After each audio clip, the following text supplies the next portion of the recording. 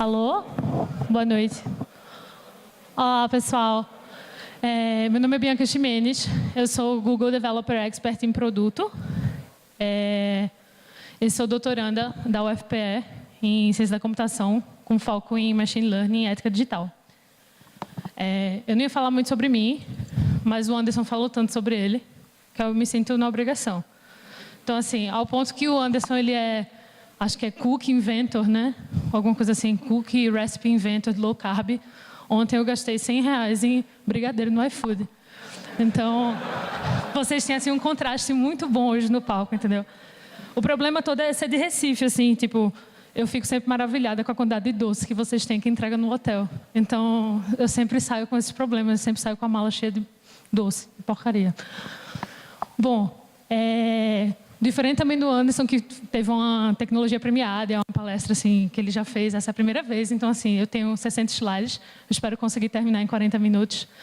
Se der errado, aí vocês tenham paciência comigo, beleza? E está um pouquinho diferente também do que o Luiz falou. Eu estou um pouco nervosa, porque eu achava que iam ser tipo 50 pessoas. Eu acho que eu também não prestei muita atenção no que ele disse, que eram tipo 150. Depois eu subi na conversa e vi. Mas eu não vou focar tanto em interpretabilidade versus precisão. Isso vai ser uma das coisas da parte do dilema de Machine Learning. Eu até tinha pedido a ele para tentar fazer uma dinâmica diferente. Vamos tentar fazer um debate, uma coisa mais de conversar e tal. E aí agora eu entendo, porque ele disse que não ia dar muito certo. Mas, enfim, vamos nessa. Então, assim, essa parte de Machine Learning eu acho muito interessante, porque é uma coisa, às vezes, meio velha, com um nome novo, uma roupa nova e, enfim, novas repercussões. E, hoje em dia, é muito uma situação assim, de amar ou odiar, né? Tem muita gente com quem eu falo, que até uma antiga orientadora minha do mestrado, em Ciência da Computação, que ela fazia assim, tipo, não existe isso de Machine Learning, isso é tudo mentira, isso não funciona. Isso é tudo engodo, daqui a 5 anos, ninguém mais vai falar disso. E eu ficava, tá, você tem direito à sua opinião. E, ao mesmo tempo, eu gostei muito da palestra do Anderson, então vou falar muito dele. Então, ao mesmo tempo, é feito o que ele também falou, que as pessoas às vezes acham que Machine Learning é mágica. E aí você faz qualquer coisa, bota um bocado de dado lá dentro, e aí você vai ter insights mágicos sobre tudo. Então, você tem um pessoal que não acredita, não quer saber, acha que o negócio é black box, que não tem como deixar de forma nenhuma, assim, não tem como tornar uma coisa utilizável. E você tem a galera que, tipo, nossa, isso vai ser a panaceia, isso vai resolver todos os nossos problemas em absolutamente todos os aspectos. Então, assim, pensando nisso, eu acho interessante sempre falar sobre esse tema, porque uma das coisas que se discute muito hoje é dilema ético e repercussão, também por causa disso, também por causa da magia do Machine Learning, ou, pelo outro lado, dos negativistas do black box do Machine Learning. Então, assim, o que é que existe, quais são as repercussões e será que a gente pode tratar isso de alguma forma, né? É uma palestra muito tranquila, então, assim, fiquem bem à vontade. Então, a primeira coisa que eu vou falar é interpretabilidade, mas de forma muito por cima. Eu acho que isso aqui, para quem trabalha com Machine Learning, isso é o normal, né? É tipo, por que esse modelo chegou à conclusão que chegou? Isso é uma citação de todos os clientes de projetos de Machine Learning no mundo, né? Então, é tipo, por que isso está acontecendo?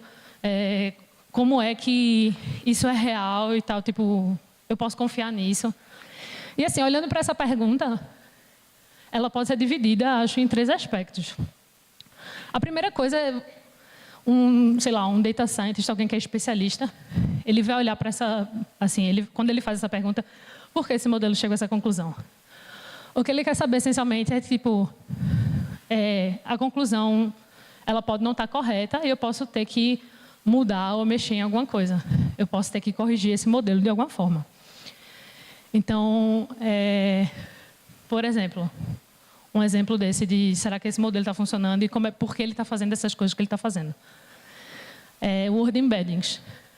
É uma parte clássica, né, de Machine Learning. A gente vai pegar palavras, a gente vai atribuir vetores de números reais a elas e a gente vai fazer essas correspondências e tal.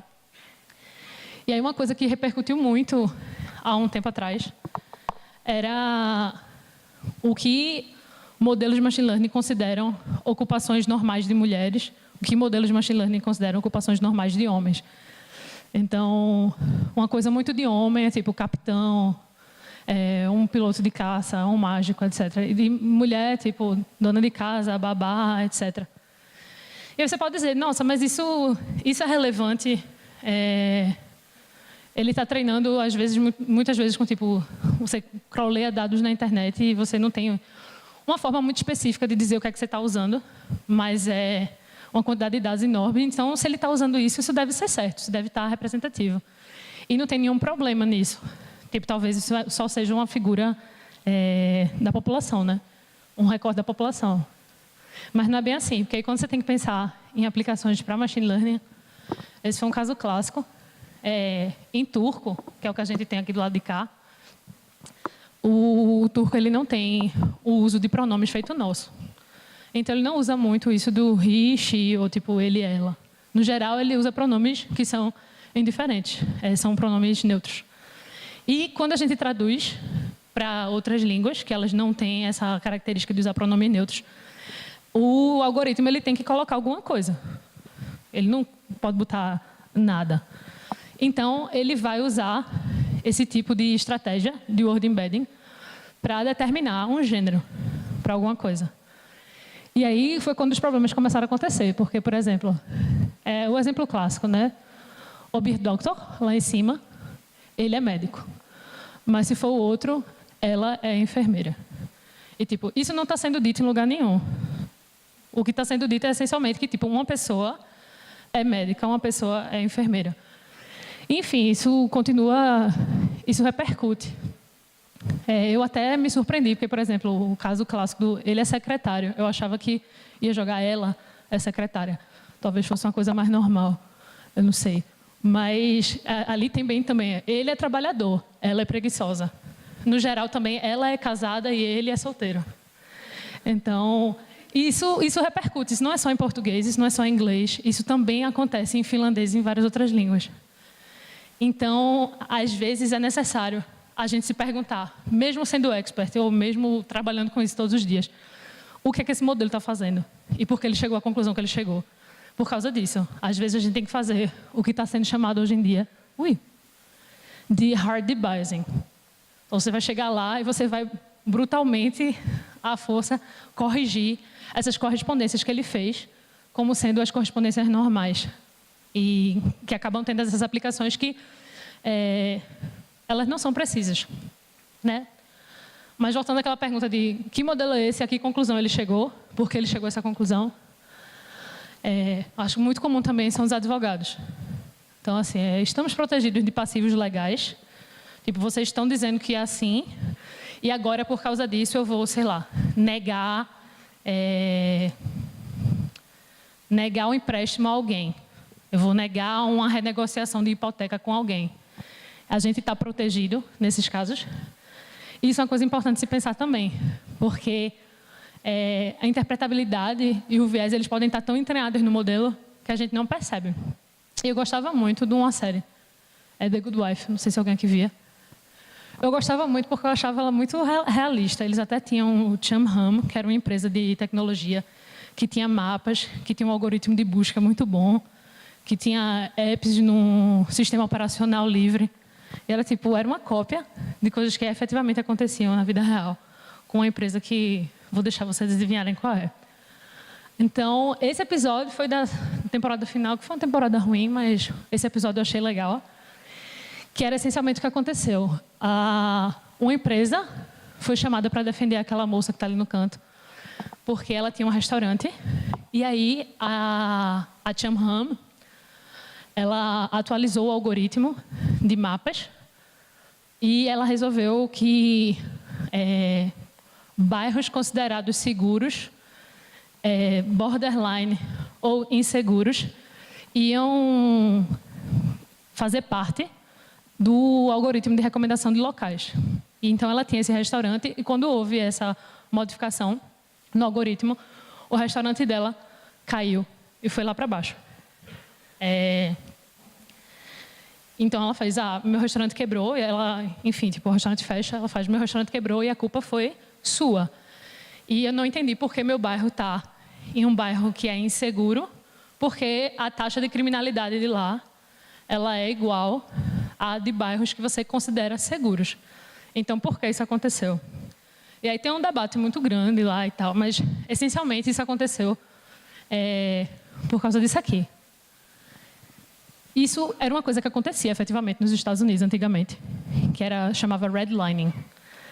Na época da depressão, os bancos começaram a tentar renegociar as hipotecas. Eu falo muito de economia e banco, não sei o quê, porque eu sou formada em economia, na verdade.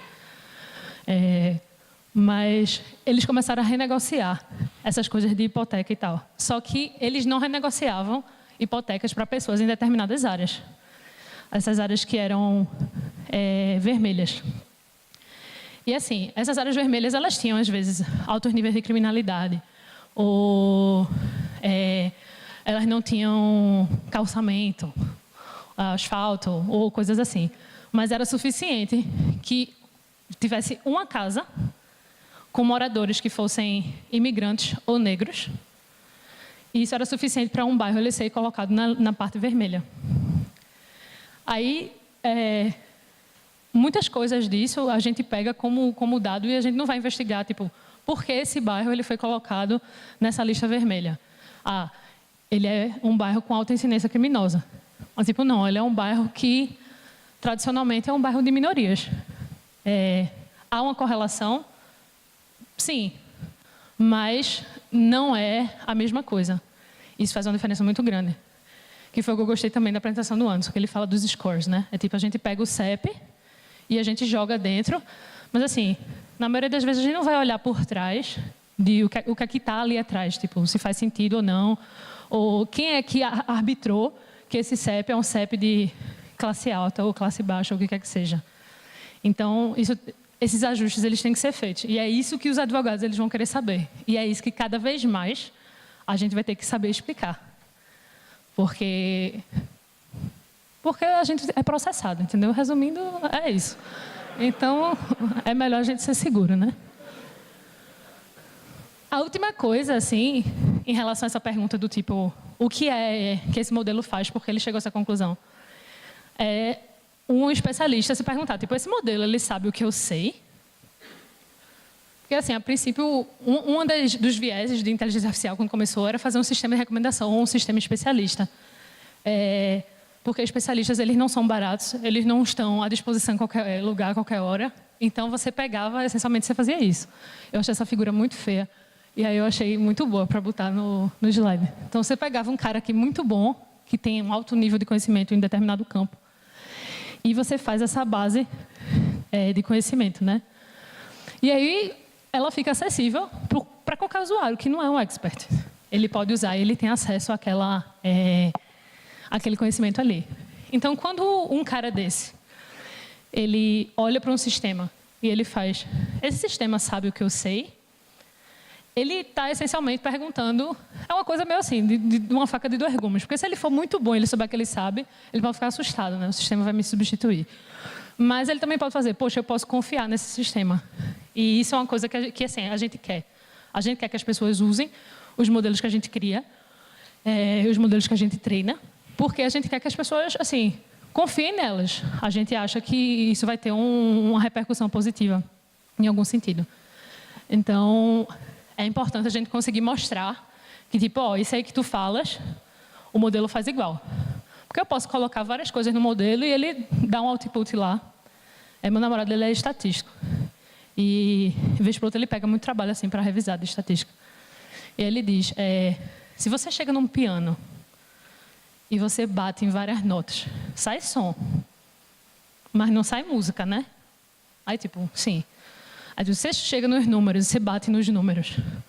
Sai o output, tem um resultado, mas isso não é estatística. Eu sempre falo isso. E, essencialmente, é isso, né? Que a gente quer ver. Então, ainda sobre interpretabilidade. Vamos agora para um caso muito prático de interpretabilidade. É um caso que eu gosto muito. Alguém já viu isso do Compás? Vixe, só uma pessoa. Eu vou achar que vocês todos estão com vergonha de levantar a mão. Então, o Compás ele é um sistema especialista que foi adotado há alguns anos nos Estados Unidos. E ele usa um questionário de 137 perguntas, que é aplicado a gente que cometeu um crime que justifica a pessoa ir lá e botar uma digital e ser preso, assim, passar na delegacia, mesmo que seja só uma noite. Então, numa ofensa desse tipo, a pessoa, em vários estados, tipo Wisconsin, Flórida, Virgínia, as pessoas têm que responder esse questionário de 137 perguntas. E aí o sistema, ele dá de output o seguinte, essa pessoa tem um risco baixo, moderado ou alto de reincidir, ou seja, de cometer novos crimes. Isso deveria ser uma informação extra para definir tipo, um agravante ou um atenuante em relação ao crime e modificar a pena, né? Só que aí, enfim, né, as coisas não funcionam como deveriam funcionar. Então, casos como esse, por exemplo, ambos cometeram crimes parecidos. Eles têm aquele background ali, 2 assaltos armados e uma tentativa de assalto armado. E aqui ela tinha, tipo, alguma coisa tipo... Eu não sei traduzir misdemeanors, mas eu acho que vocês entendem, né? Oi? Achei que alguém tinha falado. Mas, enfim.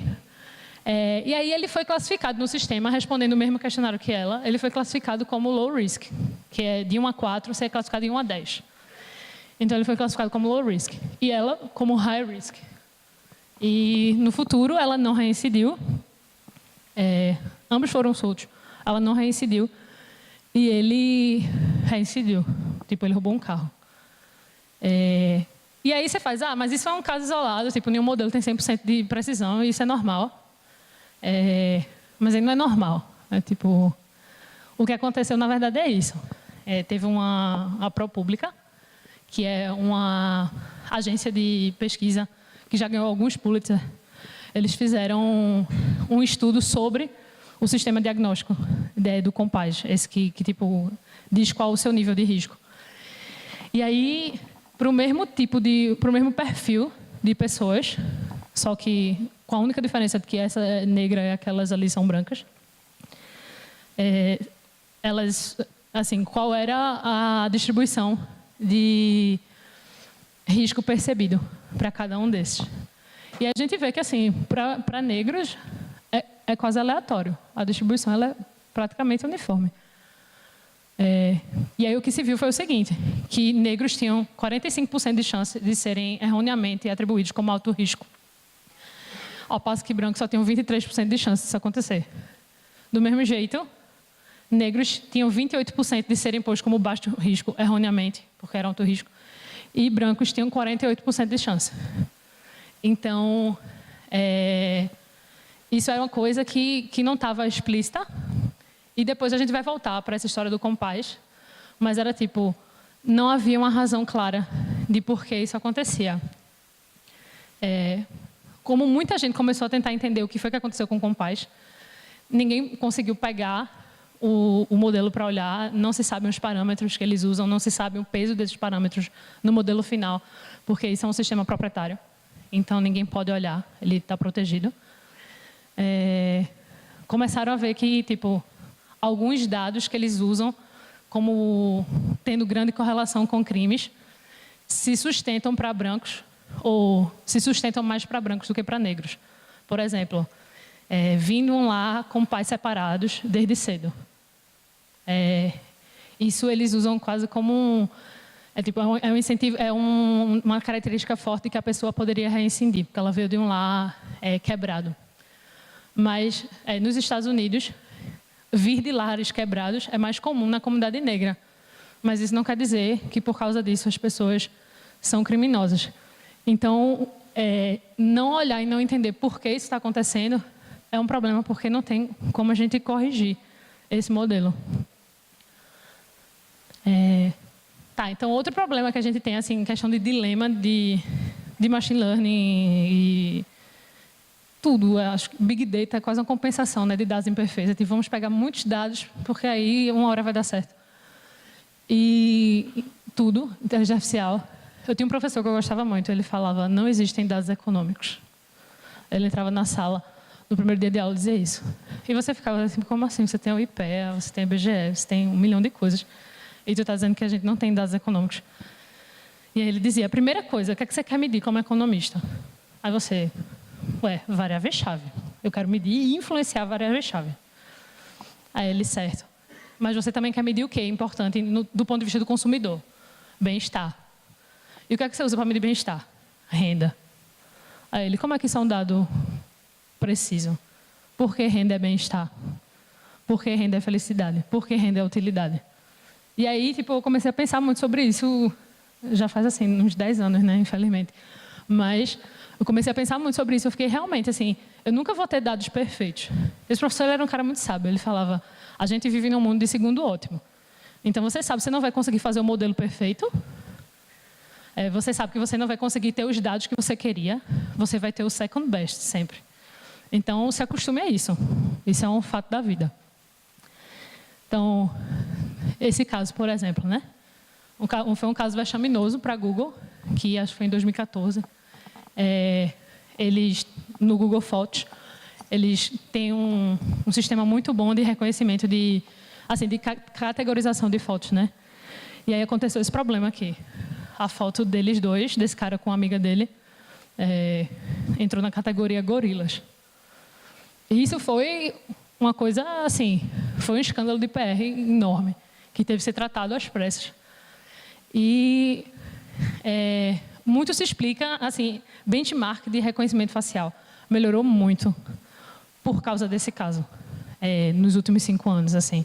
Ele evoluiu muito, porque antes, você pega benchmarks mais antigos, quase 80% são rostos de homens brancos. Então, você não pode esperar que o algoritmo ele consiga classificar corretamente o rosto de uma mulher negra, porque ele simplesmente não foi treinado para isso. E, nesse caso, a culpa era sua, porque não era como se você não tivesse meios de fazer assim, de prover um conjunto de dados de treinamento que fosse mais completo. Mas isso não era feito. Então, assim, os dados eles são imperfeitos. A gente não precisa piorar isso. Isso é uma coisa que a gente tem que prestar muita atenção no nosso dia a dia. É tipo, os dados são imperfeitos, então dane-se. É tipo, não, os dados são imperfeitos, então como é que a gente corrige, né? O pessoal do termômetro político tentou fazer isso. É tipo, olha, a gente tem uma quantidade enorme de fontes que a gente podia usar, comentários de sites de notícias, inclusive. Mas o que é que a gente efetivamente vai usar? E eles tiveram um cuidado enorme com a curadoria de que dados eles estão pegando e por que eles pegaram esses dados e tentar ser representativo de pegar uma mídia tradicional, pegar uma mídia assim, informal, né, de desabafo, como feito Twitter, para tentar ser mais representativo. Hoje em dia, isso é um benchmark novo, cujo nome eu não lembro agora, mas se você colocar Gender Shades, você acha, no Google. E eles começaram, o que é que eles se propuseram a fazer? Ser um benchmark que tem mais variedade. Eles pegaram fotos de parlamentares da África e dos países escandinavos, porque era onde mais ocorriam pessoas com tons de pele mais escuro, tipos de pele mais escuro, e pessoas com tipos de pele mais clara.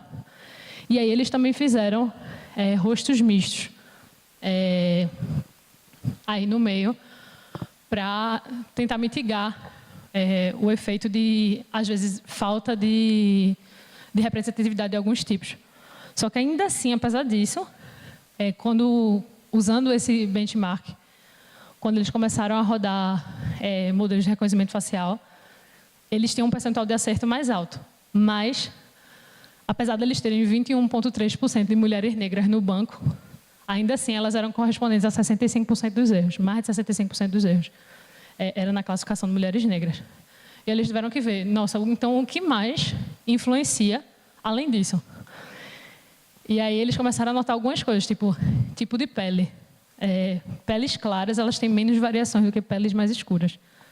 Então, eu tinha 21,3% de mulheres negras no banco, todas com o mesmo tipo de tom de pele. Aí não era representativo. Outra coisa, variação de pose. O pessoal do escandinavo tirava a foto mais ou menos do mesmo jeito. O pessoal parlamentar da África, não. Era uma coisa muito mais variada. E, finalmente, resolução da imagem. As imagens providas pelo Parlamento Europeu tinham uma resolução maior do que as outras. Então, toda essa questão de ruído também influenciava. Então, eles entraram agora numa cruzada para corrigir. Já tiveram uma melhoria boa em relação a resultados em geral, mas é uma coisa que vale a pena checar, principalmente se você está treinando alguma coisa de reconhecimento facial. E isso é importante porque, na China mesmo, até 2020, a ideia é que todo mundo tenha sido escaneado e as pessoas consigam acompanhar onde é que as pessoas estão, o que elas estão fazendo, só rastreando seu rosto. 2020 é tipo amanhã, né? Então, a gente precisa ter uma coisa melhor. E esses benchmarks que o Ocidente faz, eles também se dão muito mal em tentar reconhecer asiáticos, se é homem ou mulher, por causa desse tipo de coisa, de falta de exemplos mesmo no treinamento. Então, tem aqui uma frase que eu gosto muito. Isso é uma apresentação também que vocês podem olhar depois. É The Black Swan of Perfectly Interpretable Models. Foi da KCON de Inteligência Artificial, de São Francisco, no começo do ano. Então, a Lea, ela falou, é bem difícil você encontrar um conjunto de dados para treinamento que seja grande o suficiente e que não tenha algum viés. Ele vai ter viés, né? Não tem o que se fazer em relação a isso. Mas penso que conforme passamos mais controles para máquinas, mais importante se torna achar esses dados. Então, isso é um esforço que a gente, como practitioner da área, a gente tem que fazer. A gente tem que ter esse comprometimento. Porque, cada vez mais, a gente terceiriza decisões para sistemas especialistas, ou inteligências artificiais, ou modelos de machine learning. Então, se a gente não presta muita atenção na curadoria de dados que a gente está fazendo, a gente vai estar perpetuando viés, ou gerando vieses, ou criando sistemas que eles não funcionam para todo mundo, tipo sistemas de saúde, sistemas diagnósticos de câncer de pele. Eles funcionam muito bem, com quase 100% de precisão, em pessoas de pele branca. Em pessoas de pele negra, a precisão é muito mais baixa. Então, isso é um problema nosso, é um problema que a gente tem que tratar. Então, ainda sobre dados imperfeitos, né? Isso é um pouco da minha pesquisa de doutorado, ela é um pouco polêmica, então a gente não vai debater ela aqui não, só outras coisas. Então, eu estou pesquisando na área de carros autônomos. E assim, a gente fala muito de carros autônomos e a gente sabe que o impacto deles, social, é muito forte, porque a maior razão para acidentes de carro é erro humano. Isso a gente sabe, isso é fato, isso não, ninguém debate isso.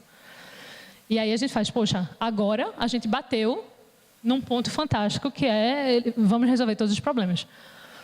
Mas isso não é fato, porque inevitavelmente você vai ter que passar por esse caso aqui, de que o carro vai bater. E ele vai bater em quem? Ele vai bater nessa pessoa ou na outra? Então é o famoso dilema do bonde, né? O trolley problem. E assim, para ser humano, é muito difícil para ser humano conseguir emitir uma opinião sobre o carro deve vir para cá, o carro deve ir para lá. Depende muito. Desde 1967 se começou, não, você pode ir lá e você muda o trilho e aí, em vez dele matar 4 pessoas, ele mata uma. E aí você fica naquela, eu deveria fazer o trilho ou não, eu estou deixando morrer ou eu estou matando. Até o jeito de falar já muda a decisão do ser humano. Aí chega alguém e diz, não, em vez de você trocar o trilho, você empurra uma pessoa gorda no trilho. Aí a galera faz, pô, isso é pior, né? É pior do que eu trocar o trilho, eu estou empurrando alguém no trilho. É mas e se a pessoa gorda for malvada? Se ela for, um vilão gordo, e aí? É certo ou não é certo? Isso é legítimo, isso é pesquisa legítima, feita em Stanford, feita no MIT, é tudo real. Enfim, tem 1 milhão de cenários de trolley dilemma. Se vocês forem ver, eu me divirto muito com eles, porque assim, às vezes são coisas extremamente prováveis. Tem 4 pessoas trabalhando lá e elas vão ser atropeladas. E tem uma pessoa trabalhando no outro trilho, são todos trabalhadores de trem. Então você mudaria ou não o trilho? O pessoal, mudaria, né? Porque é bem maior, mais pessoas, melhor que não.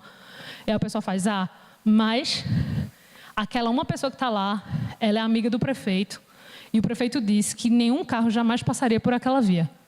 Aí faz, Aí é lasca, né? Porque o cara prometeu que não ia, ele vai estar lá trabalhando em paz e vai ser atropelado. Aí o pessoal muda. Não, ele não é mais amigo do prefeito. Eles eram 5 trabalhadores trabalhando desse lado e eles tiraram no palitinho. E o cara que perdeu foi lá trabalhar sozinho. Surpreendentemente, isso muda muito. As pessoas fazem, tirou no palitinho, teve má sorte. E aí vai ser morto agora. É tipo, assim que é. Mas é tipo, o ser humano é muito curioso, porque a gente, qualquer pequena influência muda a resposta da gente. E isso não vai ser possível com carros autônomos, porque ele não vai se preocupar se os caras tiraram no palitinho ou não, para definir quem ia trabalhar em que trilho. Ele vai escolher um e vai bater. Então, o que é que eu posso fazer, né? A gente pode tentar fazer um ranking. Eu não sei se vocês brincaram com isso, com o MIT Moral Machine. Eles colocavam alguns cenários e você tinha que decidir, tipo, se o carro vai em frente ou se você tenta modificar o caminho do carro. Esses aqui são alguns dos resultados. Não são meus resultados, são resultados de outras pessoas. Mas você pode tomar algumas decisões baseadas em fatores demográficos. Tipo, é melhor proteger mulheres que homens ou vice-versa. Ou é melhor proteger humanos a outras espécies. Ou é melhor proteger pessoas mais jovens a pessoas mais velhas. E aí ele tem um comparativo, é isso que eu acho bem legal. Tipo, ali tem um tracinho azul, que é o them. Tipo, isso é a média total de respostas das pessoas. Onde é que isso está? E outros, que é tipo... Aliás, them é ele, a pessoa que respondeu. A pessoa que respondeu ficou ali. E os outros acham isso. Então, no geral, se a gente fosse fazer agora um carro autônomo e botar para todo mundo usar, as pessoas preferem proteger mulheres, proteger humanos e proteger gente mais jovem. Isso é uma coisa que a gente pode levar em consideração. Mas não para aí, é ainda mais complexo. Então, tem fatores de são crença pessoal. Então, tipo, salvar mais vidas. É uma coisa de crença pessoal. Isso importa ou isso não importa? O problema do trolley o mais antigo, o original. É melhor matar uma pessoa ou matar 4. Outra coisa, tipo, proteger os passageiros. Importa muito ou não importa? Seguir a lei. Importa muito ou não importa? Esse negócio de seguir a lei é muito engraçado, porque eles colocam, tipo, médicos com malinhas atravessando de um lado. Aliás, médicos com malinhas atravessando do lado, só que eles estão atravessando, tipo, no sinal vermelho de pedestre. E bandidos atravessando no sinal verde de pedestre. Aí ele faz, e aí? Valor social ou pessoas que cumprem a lei? O que é que você prefere? Então é um negócio bem complexo, assim, tipo, e tem várias repercussões e tal. Mas na prática, tipo, querendo ou não, a gente poderia pegar N coisas, todas as respostas do mundo e tentar fazer um grande modelo para fazer um ranking final de, tipo, isso aqui é o que a humanidade prefere. A humanidade prefere isso daqui. Então, sei lá, se eu prefiro que mulheres jovens vivam, vocês, homens velhos, tipo, infelizmente, né? Isso é um problema muito grande, porque tem repercussões que a gente às vezes não pensa, que é a própria questão de tornar o carro autônomo uma arma. Ele passa a mirar em determinados tipos de pessoas. Então, como é que a gente pode contornar isso? Uma forma é a gente definir políticas para não intervenção. O carro ele sempre vai tentar salvar o maior número possível de vidas. Mas se ele falhar, ele não vai modificar, ele vai seguir em frente. E aí, quem estava em frente, assim, não foi escolhido, mas não teve sorte nesse caso. As pessoas têm uma facilidade maior com isso, porque é feito tirar no palitinho, do que isso aqui, a gente usar um fator aleatório. É tipo, o carro quebrou, ele vai para a esquerda ou direita, ele sorteia o número lá e tipo, esquerda. E aí vai. Mas tudo isso, tipo, do ponto de vista ético, eu posso argumentar que isso é mais ético do que eu tentar fazer um grande ranking. Por N razões. Porque é impossível eu chegar num ranking de acordo geral. Porque eu não deveria ser obrigada a usar um carro com um sistema ético com o qual não concordo. Porque isso pode ser transformado em arma. Enfim, por N razões. Então, esses são problemas que a gente vai ter que resolver.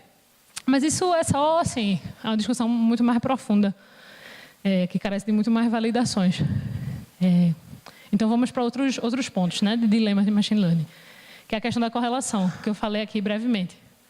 A questão do redlining, por exemplo. A gente não pode tomar comunidades negras como proxy para comunidades de alto crime. Isso não é a mesma coisa. Ou a gente não pode tomar que famílias quebradas, quebraram cedo, necessariamente vão gerar criminosos.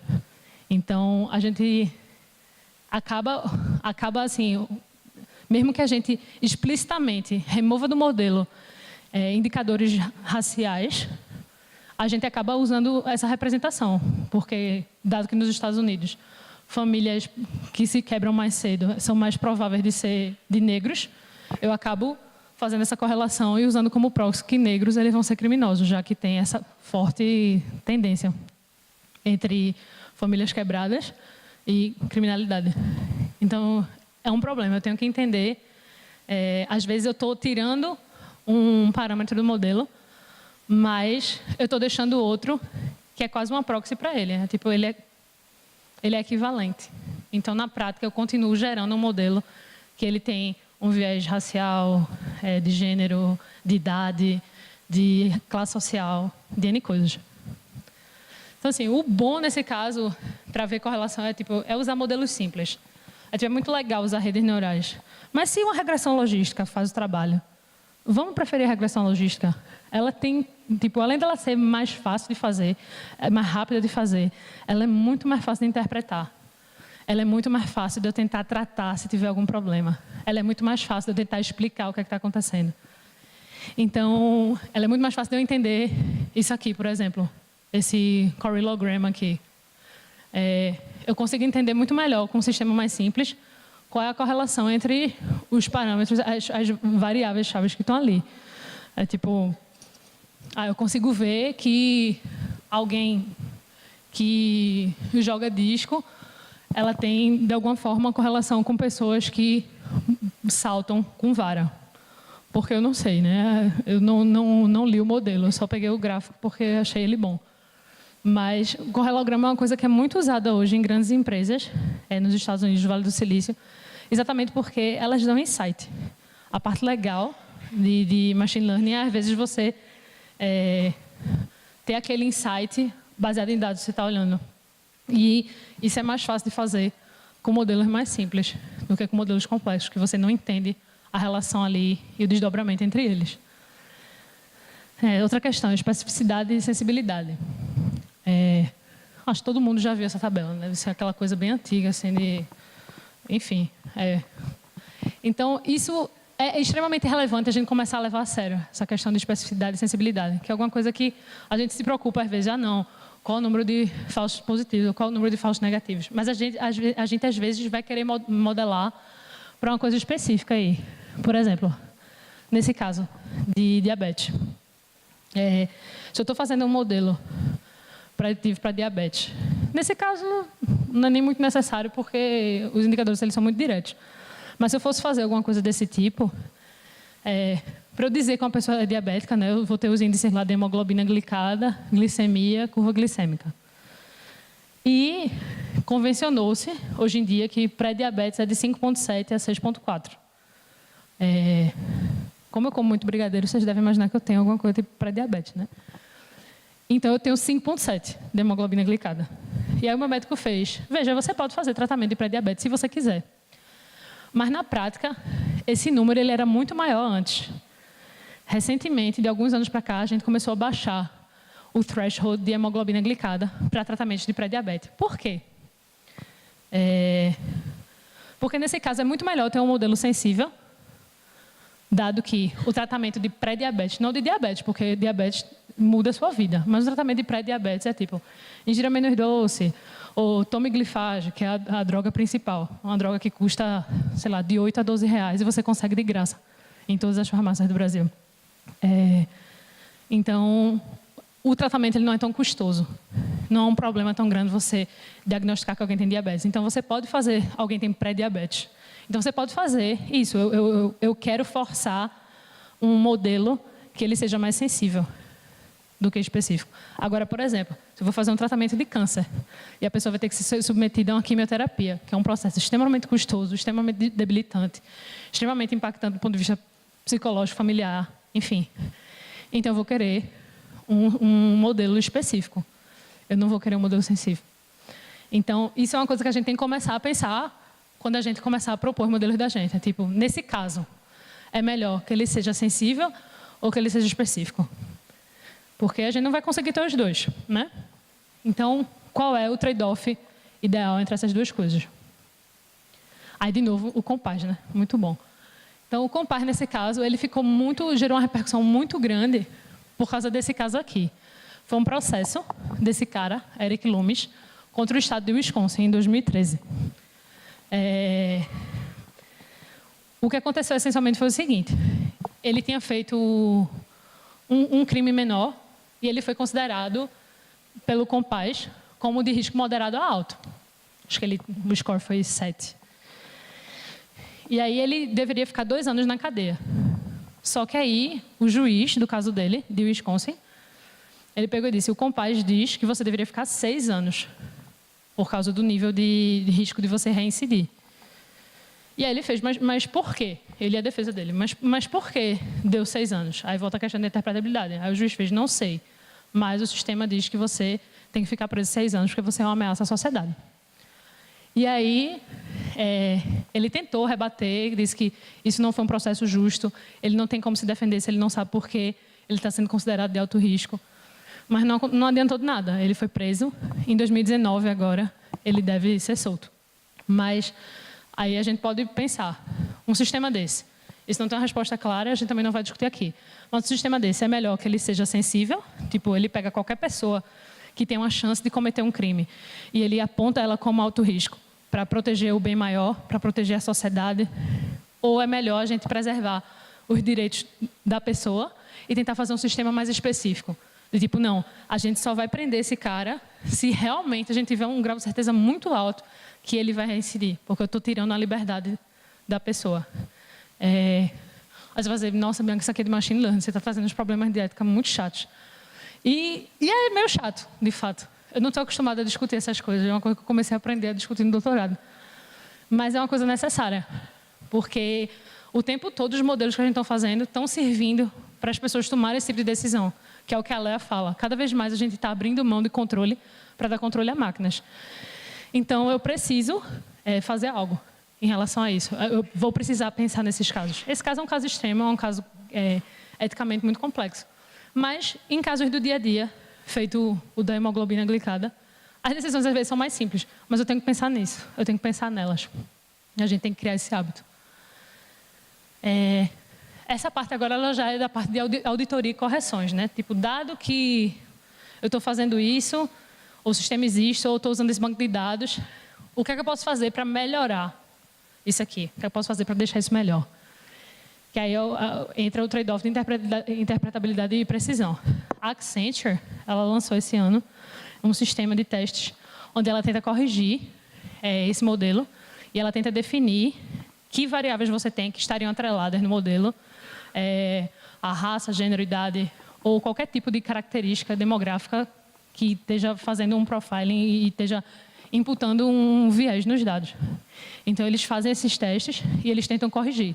Eles dizem, olha, em vários casos que chegam para a gente consegue remover impactos dessas outras variáveis, assim, impactos de raça, impactos de idade, de gênero, e a gente perde 1 a 2% de precisão no modelo. Então, tipo, será que a gente não deveria abrir mão de 2% de precisão no modelo para ter um modelo que seja mais justo, um modelo que seja mais que seja menos enviesado, né? Isso é outra coisa também, a biblioteca, já do ano passado, né? Que é o FairML, para quem faz Machine Learning em Python. Eu faço em R. Para quem usa o FairML, ele pluga nos data frames do Panda e eles conseguem, através de um sistema de avaliação de vetores ortogonais, projeção ortogonal, ele consegue fazer, ele roda o modelo black box e aí ele faz uma transformação ortogonal, roda de novo esse mesmo modelo e compara os dois resultados finais. E ele consegue te dizer, ó, esse modelo aqui, ele está viesado nesse sentido. Ele consegue medir multicolinearidade e outros tipos de coisas para tentar fazer modelos que são mais justos. E outra coisa que se faz também, que está começando a fazer muito, é que você tem um modelo primário, que é aquele que você, enfim, entregou e tal, e você tem um modelo secundário, às vezes, que é um modelo muito mais simplificado, que normalmente vai ser uma regressão logística linear ou uma árvore de decisão. O problema é esse, né? É que você tem um modelo primário que é tipo assim, é um urso. E aí você faz um modelo secundário que ele é parecido, mas não é exatamente a mesma coisa, né? Então você ganha, não necessariamente você vai ter os pesos iguais e os parâmetros iguais, mas você vai conseguir algum grau de explicação. Esse não é o caso ideal, mas é uma gambiarra que a gente tenta usar para corrigir esses casos. E aí, finalmente, assim, o que eu gostaria aqui é de chamar todo mundo. Eu não sei se vocês fazem parte já de grupos e organizações que discutem esse tipo de coisa, mas existem muitos pelo mundo. Eu vou mostrar só alguns. Feito o Algorithm Justice League, eles criam conjuntos de dados e veem se isso está sendo justo, se eles estão apresentando viés. E eles precisam de gente que se disponha a testar isso para eles. Então, é uma coisa que você pode fazer parte. O FATML também, que é o Fairness, Accountability and Transparency, eles têm convenções todo ano, eles dão bolsas de estudo para pessoas que queiram desenvolver pesquisas nessas áreas. E tem instituições mais tradicionais, feita a ACM e a I3E. Eu sou parte do ACM-SIGAI e do I3E P7010, de métricas de bem-estar para seres humanos, em relação aos sistemas autônomos. Mas, assim, você tem reuniões mensais, se você for um membro assíduo, é online, né? Tudo online, você não paga nada, você pode ligar também no toll free lá. Então, você consegue votar e você tem esses documentos que são feitos aquele ali de cima, o I3E Ethically Aligned Design, que gente que efetivamente usa e faz isso no mundo todo, consulta. Então, você consegue se juntar a um grupo que, de fato, tem repercussão. Então, é uma coisa legal, uma coisa para pensar. É feito... eu sempre lembro de Turing nessas horas, naquele paper de Machine Learning dele, o primeiro, né? Tipo que ele diz, porque a gente tem que emular uma mente adulta, a gente pode emular uma mente de criança. E aí, parte do pressuposto que uma mente de criança, dada a educação adequada, ela vai chegar numa mente de adulto. Então, essencialmente, os modelos da gente, eles são crianças, né? Ou IAs que a gente cria, eles são crianças. E se você tiver uma criança, você deveria ir a reuniões de pais e mestres. É um saco, mas é uma coisa que é importante. Então, essencialmente, aqui é a mesma coisa. Se vocês são pais de modelos ou pais de inteligências artificiais, vocês deviam ir às reuniões de pais e mestres. Porque é importante discutir esse tipo de coisa. É muito chato discutir com um pedagogo, mas faz parte e é importante. E aí, finalmente, o que eu proponho é a gente criar sistemas que eles são éticos by design. A gente tem aquele quality by design, então vamos fazer um ethical by design. Então, isso aqui é um livro-texto que meu pai usava, assim, a primeira edição, há 10 mil anos atrás. Mas eu gosto muito dele. E ele diz, usar informações sexuais e raciais para fazer diagnósticos médicos certamente é ético. Mas usar esse mesmo tipo de informação para minerar comportamento relativo a pagamento de empréstimos não é. Eu não sei se é ou não tenho uma coisa efetivamente, uma opinião formada, fechada sobre isso. Mas eles, os 4 autores, o Witten, Frank, Hall e Paul, eles são muito categóricos. É tipo, isso não se faz. Ponto. A gente tem que achar outras coisas que expliquem isso. Isso não faz sentido. E é importante a gente pensar nisso, pelo menos. E aí a gente vê essas outras coisas, né? Essa semana, na segunda-feira, o Elon Musk, a galera do DeepMind disse que não ia fazer nunca armas letais que usassem inteligência artificial. Isso não garante que não existirão armas letais com inteligência artificial. Mas o que eu acho interessante do argumento deles é isso aqui. Esse é o pledge. Que a decisão de tirar uma vida humana nunca deveria ser delegada a uma máquina. Então, isso é uma coisa importante. É um threshold ético que eles estão colocando. É tipo, a gente até pode criar sistemas que permitam a pessoa achar e rastrear o rosto e não sei o quê. Mas quem vai matar é um ser humano. Quem vai decidir matar é um ser humano, não vai ser uma máquina. É uma forma de pensar também. E aí tem um desafio aberto, cujo prêmio final é de $10 mil. Vocês podem entrar aí e ver. Que é isso, Teaching AI to be Kind. Eles querem aplicações do mundo todo para construir um conjunto de dados que ensine inteligências artificiais a serem bondosas, a fazerem o bem. Então, como é que eu consigo treinar um algoritmo, treinar um modelo, no caso, para entender o que é ser bom? Ou como ele deveria se comportar, porque ele não vai ter ele não vai ter um sentimento. Então, como é que eu consigo colocar isso no modelo? E aí está aberto, pessoas de todos os tipos podem participar, de todos os lugares do mundo. Então, vale a pena. E aí, sempre pensar nisso, nessa questão de, tipo, dos trade-offs que a gente faz, de interpretabilidade e precisão. Quanto é que eu posso abrir mão de precisão? E especificidade e sensibilidade. O que é que eu preciso de repercussão nesses algoritmos, né? Enfim, levar isso a sério e pensar nisso todos os dias. Isso aqui eu não vou falar, não. Chega. Então, pronto, gente. Foi mal pela demora. Perguntas?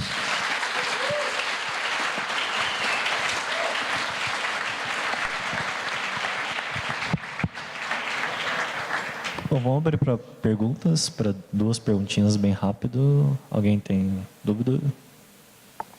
Se ninguém tiver, eu podia tirar uma foto. Eu nunca fiz isso, mas o auditório está tão cheio que não vou me controlar.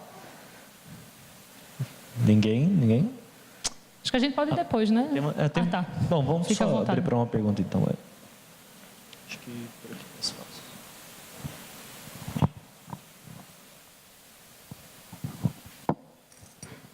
Boa noite. Imagina que você tem 2 trilhos. Não, tô brincando. Já fiquei nervosa aqui. Então, você acredita que a transparência dos bancos de dados, como eles são coletados, talvez um acesso maior por parte dos usuários aos bancos de dados usados no treinamento desses modelos? Você acredita que isso teria um papel relevante ou você acha que seria viável, inclusive, para determinar, talvez, para poder criar modelos mais éticos? Eu acredito muito nisso. Mas você acha que é viável também? Acho viável. Tipo, você não está demonstrando... Você não está entrando em detalhes de modelo, de parâmetro, de coisas que são proprietárias. Você vai estar criando um benchmark de treino, dados que você minerou.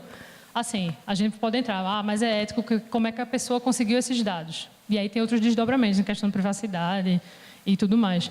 Mas, assim, de forma geral, eu acho que se a gente está fazendo um modelo que ele repercute nas pessoas, a gente deveria, sim, deixar esses dados prontos para serem acessados. Feito o Anderson faz com a questão do... Assim, não sei se ele faz, mas ele tenta fazer um modelo melhor, um benchmark melhor, para fazer um score de renda. Então, se eu tenho como usar isso, em vez de usar só CEP, eu vou fazer um modelo melhor, sim. Né?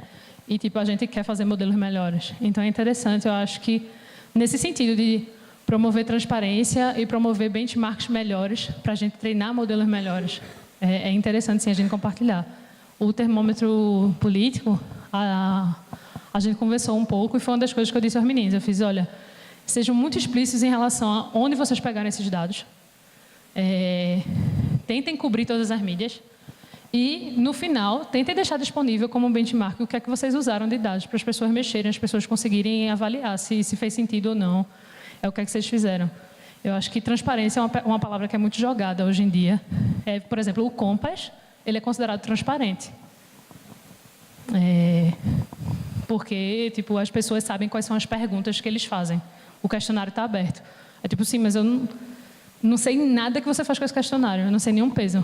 Mas ele é considerado uma solução transparente. Então, assim, transparência nesse sentido de compartilhamento, eu acredito muito nisso e eu acho que é viável, sim, a gente criar benchmarks melhores. Posso tirar a foto? Tem uma pergunta ali atrás.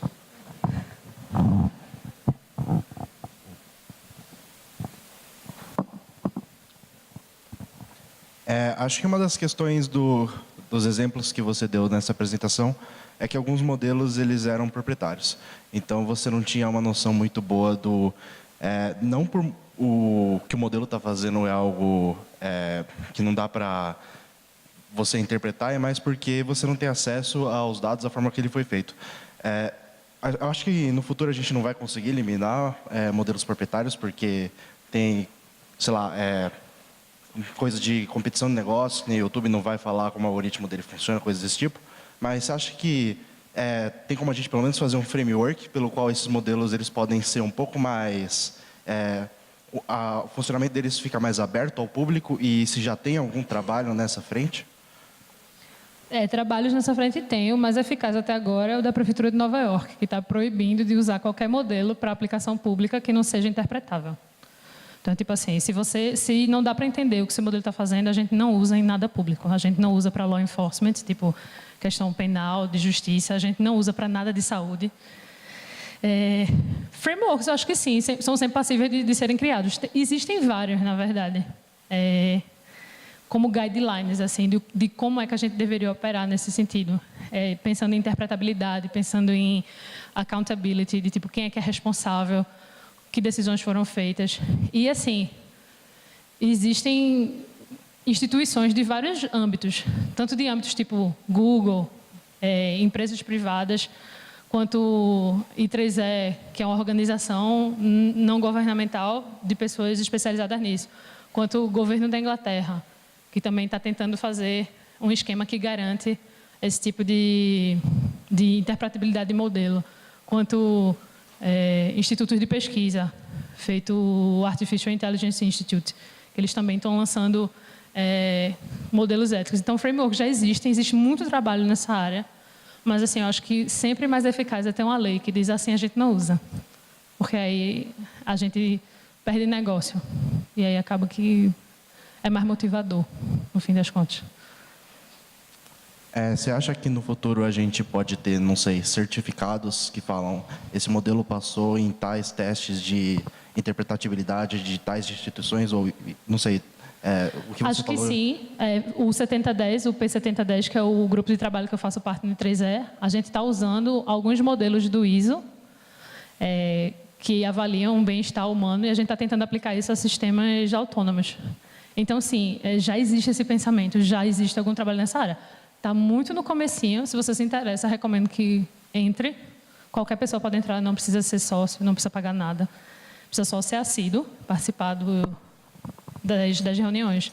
Mas, sim, eu acho que é uma coisa possível, eu acho que acaba sendo uma coisa necessária, porque entra de volta nessa questão de que é uma lei, é uma regra. Então, se eu crio um certificado, eu crio uma motivação das pessoas correrem atrás disso. Então, acho que é inevitável, no fim das contas. Beleza?